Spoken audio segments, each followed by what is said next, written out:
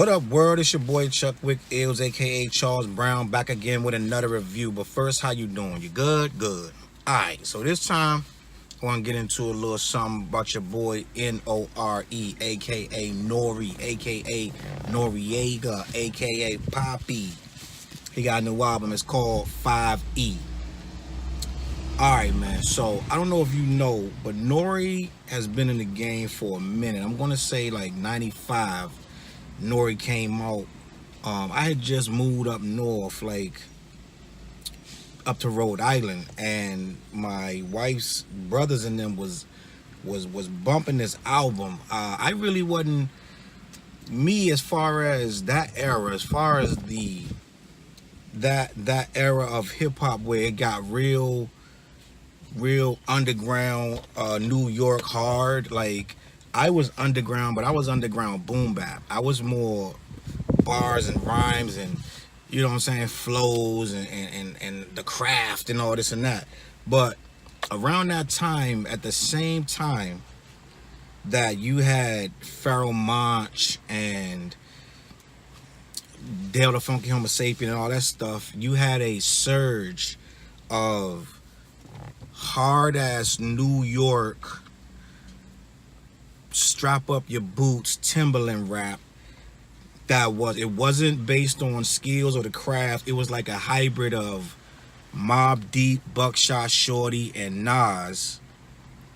If you took all that, mixed it in a pot, and then threw in some NWA or some, I'm trying to think, like Scarface, but even a little more basic. It was very, very basic. It wasn't by no stretch no intricate flows, no dynamic punchlines or spectacular metaphors and simile. It was very blunt, very in his face.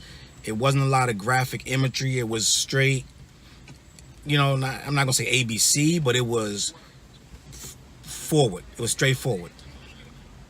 And at that point, the whole game was starting to shift into a more, it had to be very digestible. You had to be, your music had to be digestible for the market that was coming along, because it was about hits at that point. It was about, yeah, you had to strap up your boots and have a hard joint, but at the same time, those labels wanted hits. You had a couple labels like Raucous, and you had Loud Records, a couple labels that just wanted it raw, wanted it hard uncut, and that would, in a sense, lead to the sales would come after. But they wanted it pure, and then at that point, they would let the people decide, like Talib Kweli and all that. All that stuff was thrown out just for the love of it, the purity. And then it took off because the people gravitated to it. And what I'm saying when I say that to say this: the Noriega, the Capone and Noriega album dropped. Mind you, we was like some rap snobs, honestly. We was really on some straight up, if your stuff wasn't some Chino XL, you know what I'm saying? Like hieroglyphics, like some just intricate, overly complicated rhyme schemes, my crew really wasn't messing with it. So when I came up here and they was bumping, I would have never heard. What I'm saying is, I would have never even heard Capone and Noriega's War Report had I not come up to this state and heard them bumping that. Because again, we was rap snobs. We wasn't into just really blunt. We're surpassed that stage, put it like that. Buckshot Shorty was nice back in the day. Smith and Wesson, all of that stuff. But we had kind of moved. We were trying to get into woo stuff and, you know what I'm saying, a little more intricate stuff. In steps War Report. And I'm coming up here and these dudes is TONY, Invade NY. Like, they was on it hard. They was on it. This was like the second coming of God.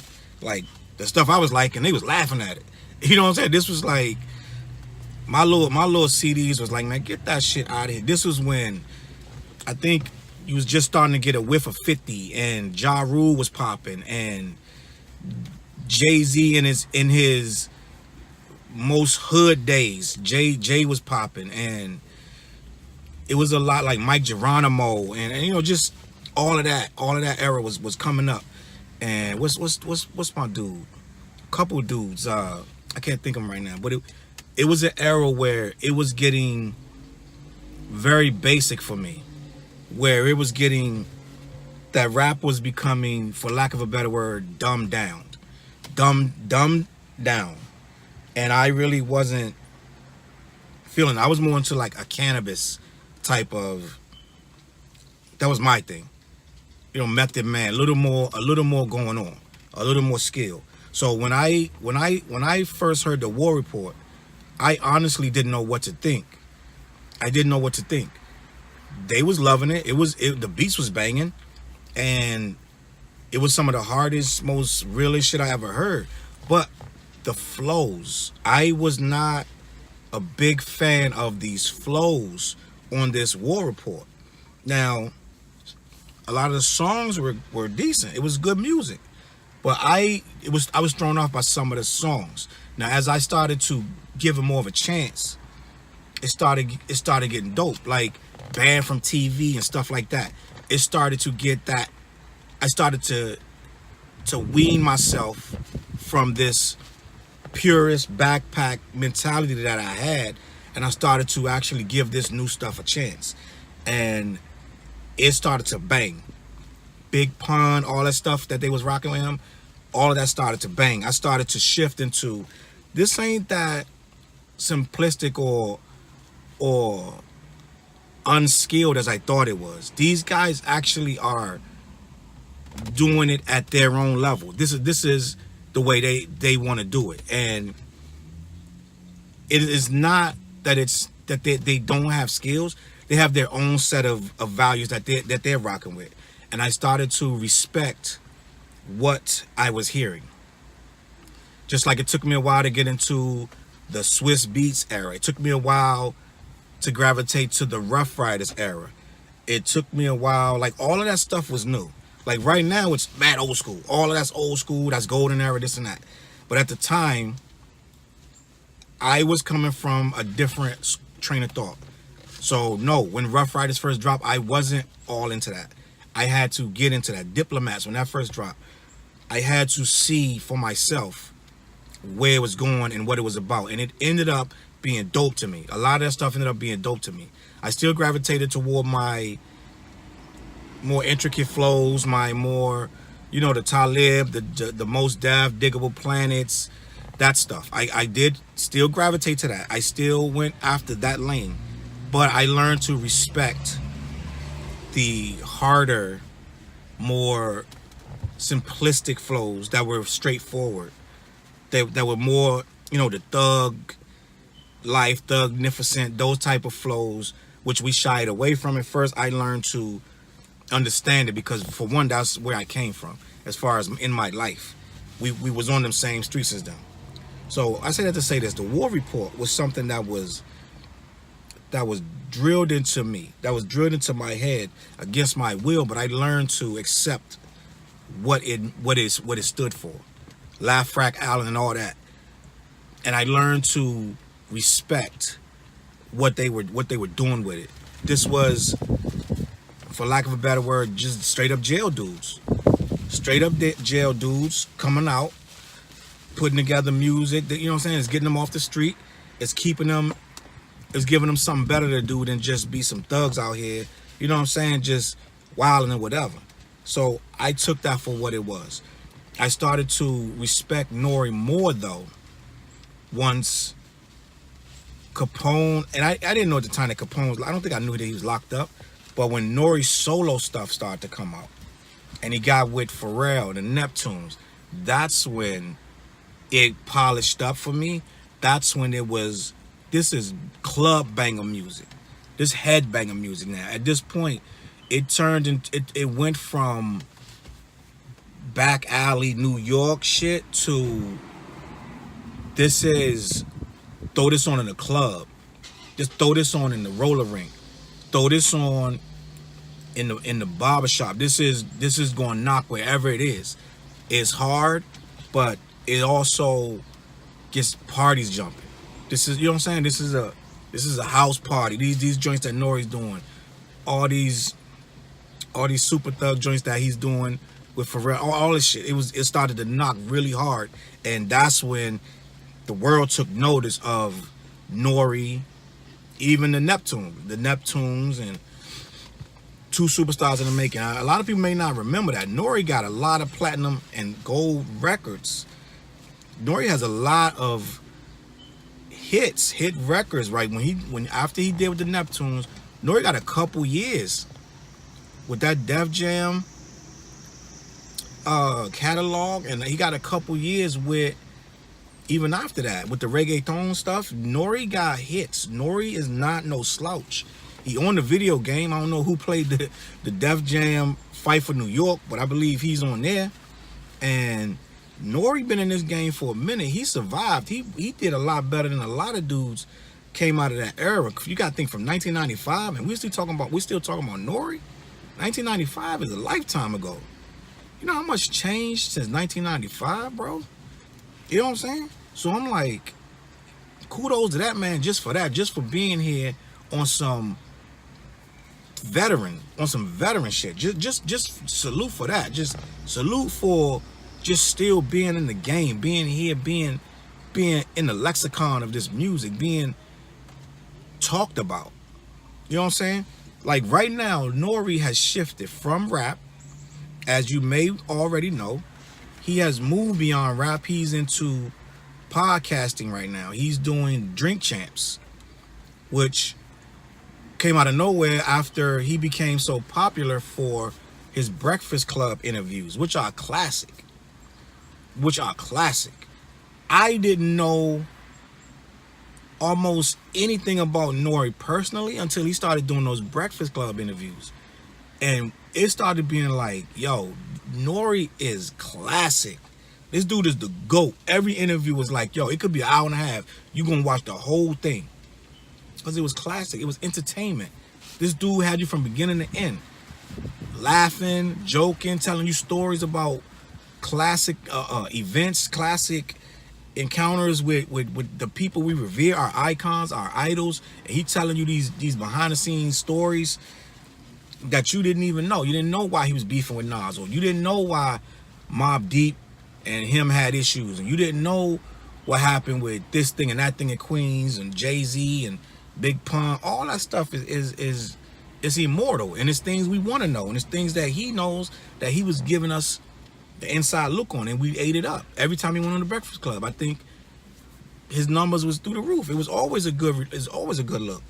So then he took that and parlayed that into Drink Champs and a couple other things. So Drink Champs is still on.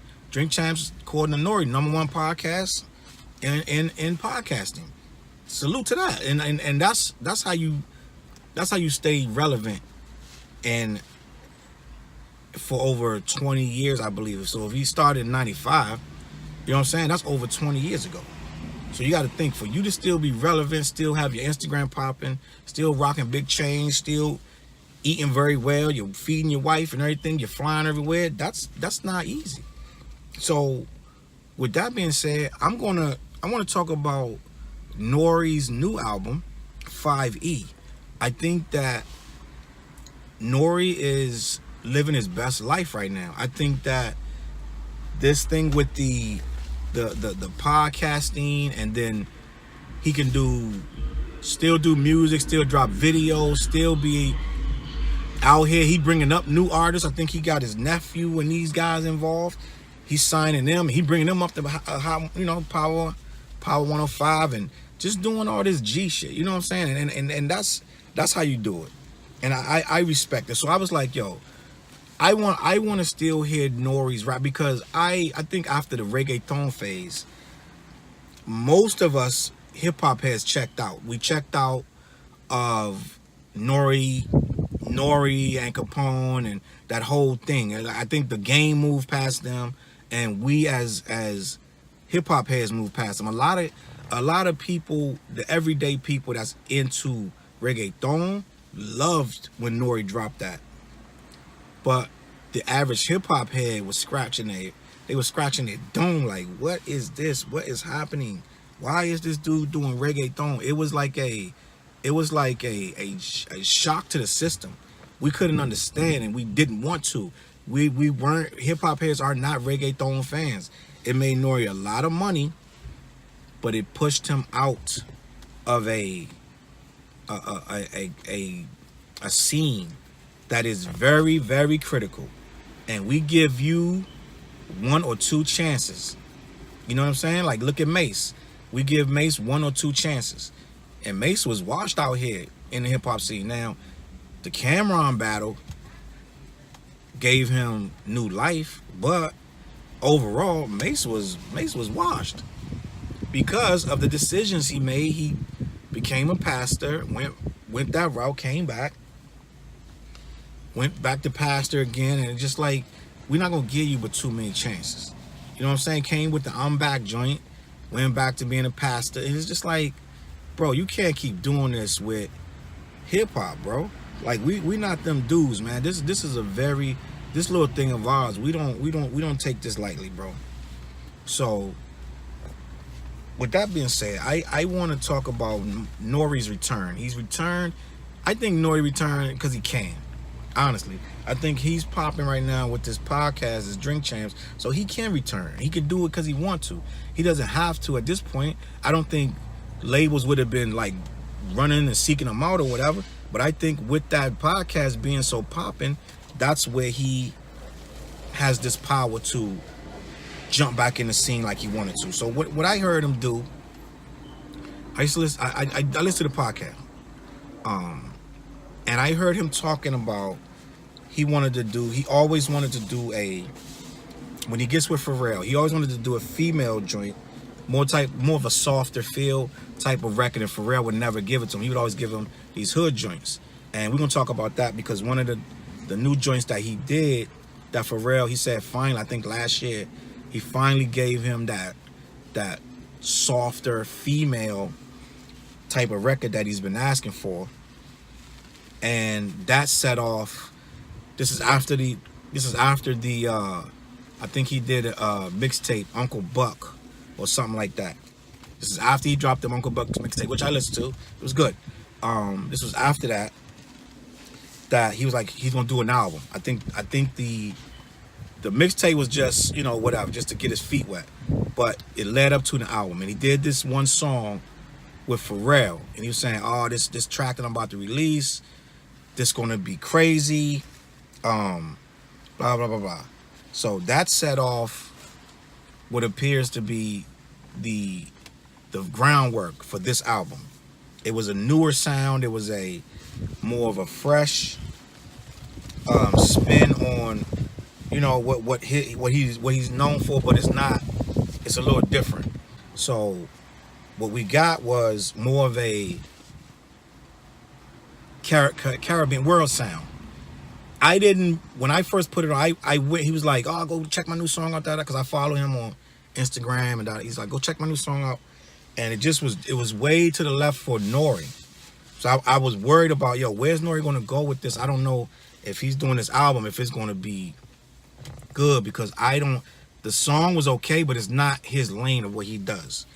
So fast forward, that was a couple months ago. He's back with the album, 5E, and lo and behold, it's hard. Now we're going to talk about this album right now. So I want to get into this album review. N.O.R.E, 5E.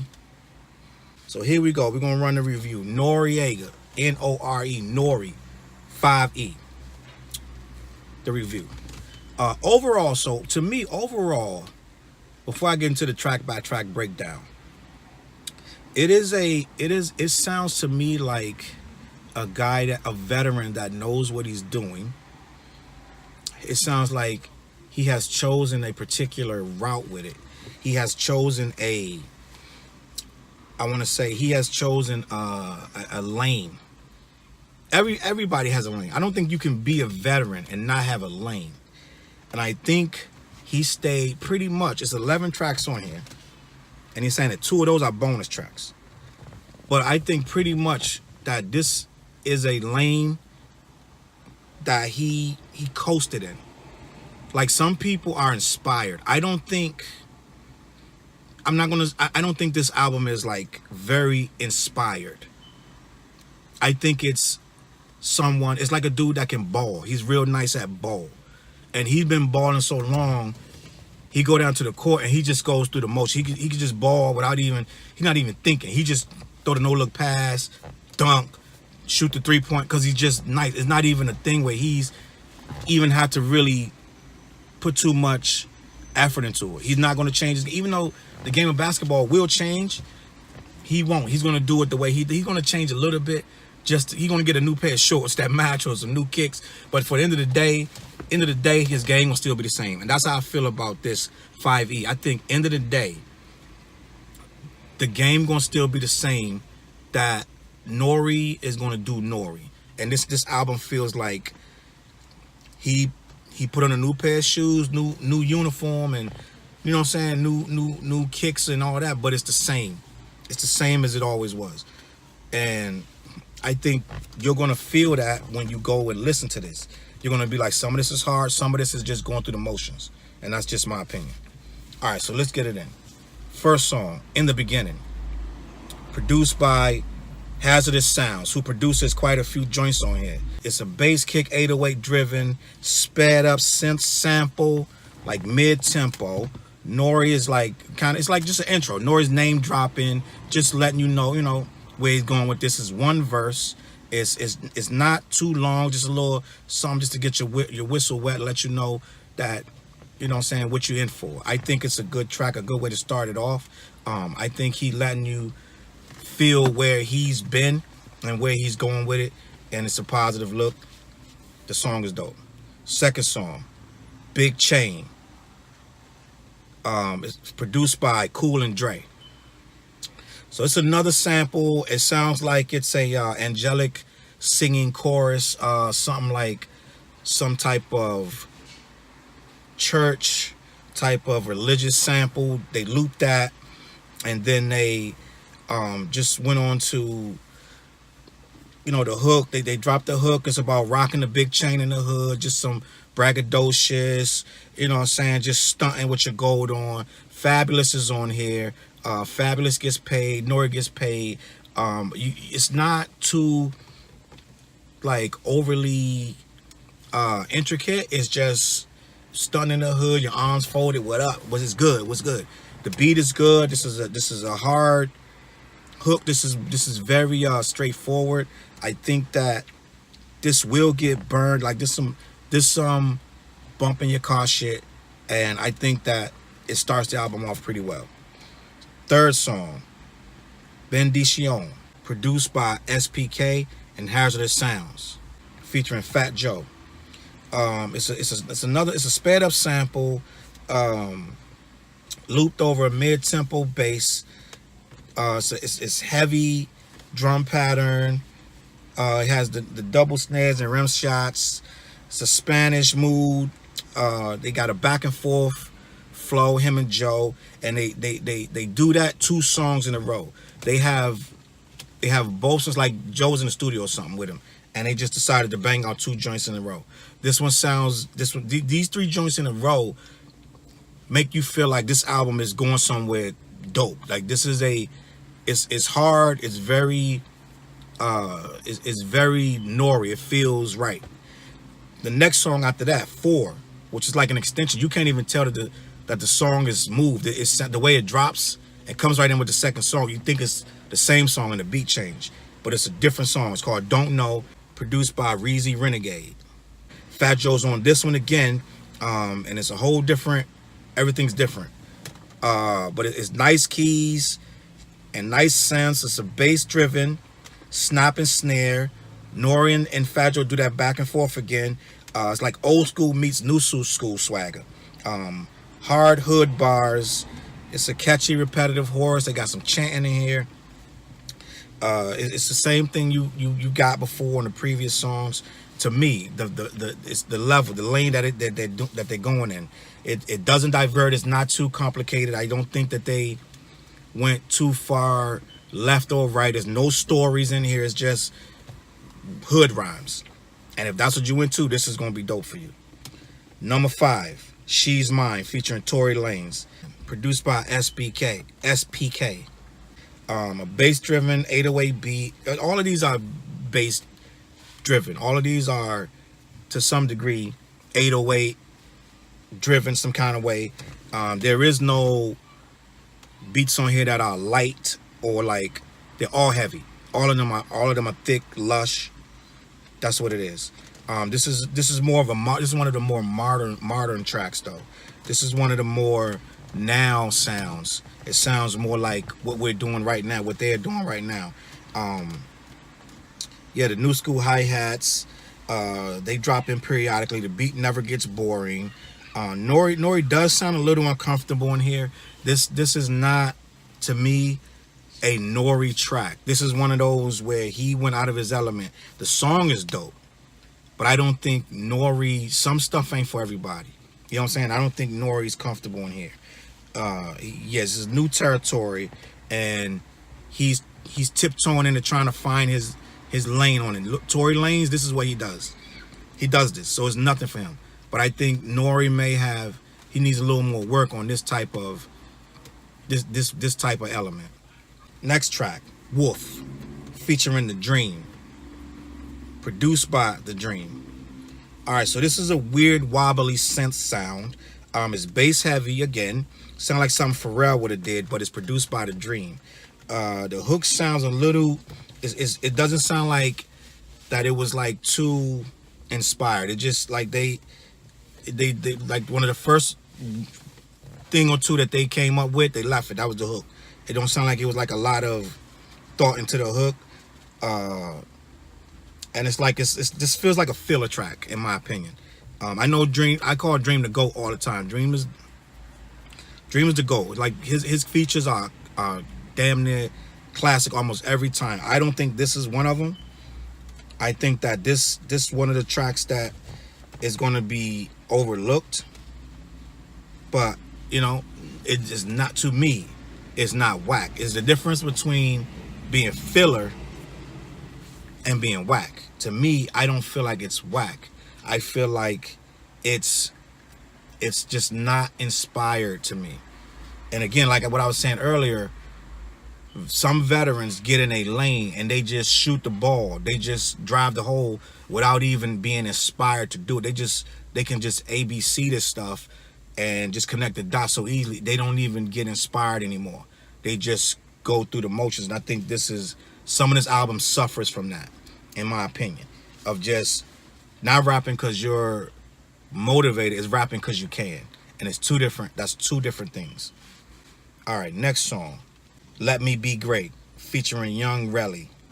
It's a slow tempo, back and forth delivery between Nore and relly. The hook is simplistic. It's just like more street talk, more hood talk, more block corner talk, and it just is what they do. It's nothing bad about it. I think that they go back and forth, and I think they accentuate each other. Like I said, I think Nore, some of the stuff he's going through the motions because he can. I think Nore flow, even now in 2018, still is choppy. It's still choppy, and that's what separates me from grading this album too high, because I think an album with a high rating has to have more consistency with the delivery. And I think Nore has always had a choppy delivery, always, and it's never changed. It's always been this type of, it's like stuttery, and sometimes he might sound like he don't even know what the next word gonna be, and that's where we get this stuff. But at the end of the day, this is a good album. It's a quality album. It's strong in my opinion, and I think Nore fans gonna be impressed. Next song, No Reason, featuring Savon Streeter, produced by SPK. It's a very 90s era, sort of like it's like a cautionary tale. It's more so talking about social media and how we abuse it and how we fall victim to it, trying to stunt and trying to impress people. We're all on Instagram and we're trying to just always be in the moment instead of not in the moment. We're trying to take a picture of the moment instead of being in the moment. We're addicted, and it's things that we need to do to better ourselves. This is a good track. I think Savon Streeter is underutilized in my opinion, but I mean, it's just, you know, she's just for the hooks. But I think they could have, her strong voice could have been used a little more. Next song, La La, featuring Jadakiss, Wyclef, and Focus. It's produced by Focus. Now this is one of the standout tracks. This is a good track. It's a nice, dope, mellow track, moderate tempo. The snare is tight and flat, which I think is a good idea. The structure's nice, bass line over synths is quality. A horn or bass loop, and that repeats, which is good. That switches up, keeps the song moving. This has a very Fugees Wyclef feel to me. It feels like 90s, late 90s Clef. That's what it feels like to me. Jada got busy, and all the rhymes on point on here. Wyclef sounds like he's in Wyclef Fugees mode, the carnival mode. This is a good song. It's not too fast, not too slow. It's right there for all of their techniques. It doesn't alienate one and give the other one advantage. I think it's a dope mix. Everything's good on this song. I like it. Next song, which is the bonus track. It's 2 bonus tracks at this point. This one is called Parade, featuring Kent Jones and Young Relly. Produced by Hazardous Sounds and Swizz Beats. Alright, so Parade is a up-tempo cut with programmed horns and keys, but they sound very fluent. They sound triumphant. This song is like you're winning. This is where you're winning something. Throw Me a Parade. That's the hook, and it feels like that's what you're getting with this mood of this song. It has whistles and a marching band feel. It feels like you're coming home from victory, and you know what I'm saying. This is what they're gonna be playing for you. Young Relly accents it well. Again, Nore is a veteran that can easily do this stuff without even trying. Next song and last song, N.O.R.E featuring Pharrell, which I already told you about this one earlier. Pharrell produced it. He wanted a more softer sound. According to him, he wanted to sound more commercialized, that he could pretty much put on the radio, I want to say, or get more love from the female market. And upon first listen, when he first dropped it, even to right now, I'm not into this track at all. I don't feel this track works. It has wood blocks and a lot of island percussions and a lot of xylophones, or whatever you want to call it. It's a radio grab, which is, I mean, nothing wrong with a radio grab, but it just got to work. I don't think N.O.R.E's style is for this. I know he's getting older and he wants to attract his older market, which is nothing's wrong with that. But I think that N.O.R.E is going to need to understand that his voice is only going to work on certain tracks. It is what it is. Some MCs can shift and change to all these different flows and patterns and different type of songs and structures and things of that nature. I don't think N.O.R.E is that guy. I think N.O.R.E is a guy that has a niche skill set. It is his and his alone. No one could do N.O.R.E better than N.O.R.E, but I think N.O.R.E can't do everyone else at the same time. So I think some of this stuff is out of his element. I don't think N.O.R.E, even though he's older, I don't think the female or the girl joints, quote unquote, are for him. He can do them. I mean, you know, it's a free country. You can do what you want. I just don't think it sounds like he's comfortable on those. So I'm going to give this album, with all that, some of this stuff bangs. Some of this stuff bangs hard. A couple of the joints in the beginning bangs hard. And but it's some joints to me that feel like filler, and it sounds like he's coasting. He's just like out there in a warm-up suit, just shooting jumpers, and instead of like trying to win a championship, he's just trying to make the squad. You know what I'm saying? And I think he's coasting on this. It's not too inspired to me. But again, it's even at that, it's still good. So I'm gonna give this a C plus plus plus plus. And I'm gonna say N.O.R.E is a beloved vet. There is nothing whack on this album. There's nothing wrong with it. But I think you're getting what you're getting at this point. I think N.O.R.E has a lot going on. I think N.O.R.E is a podcaster. He's doing social media. He's doing videos. He's flying all over the world doing this and that and the third. I think music is just something he can do, so he just does it. With that being said, I'm glad you watched it. Thank you for tuning in. Appreciate y'all coming through. I got a couple more shows coming up. Keep watching. Subscribe, don't subscribe, whatever is what you want to do. Like it, don't like it. My name is Chuck Wick Ills, CLBMG. Follow us on the gram. We on the book. We on Twitter. 1 Minute News comes out pretty much every day. Look for that. And I got some interviews coming up too. So, peace.